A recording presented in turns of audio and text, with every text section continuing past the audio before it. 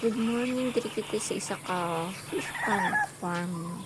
So nagabaligyan ni sila sa mga fingerlings, tilapia, kag hito. So kay kapa-harvest naman kami sa amon nga fish pond. So mabaka kami sang fingerlings sa tilapia.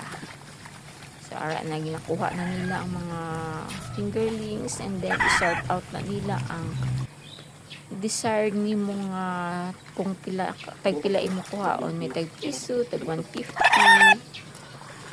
sa tilapia lang na siya ha. So i-sort out na nila.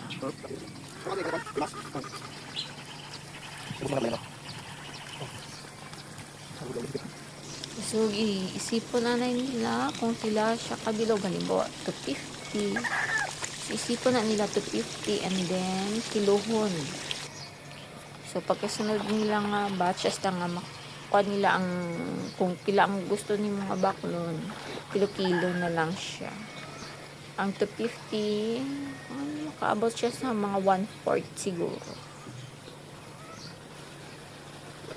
So ano na siya.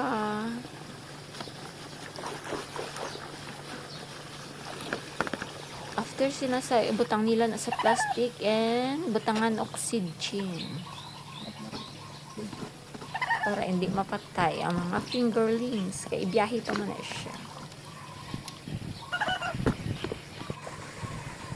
So ara na gibuyan na namon sa amon nga fish pond. Thank you for watching.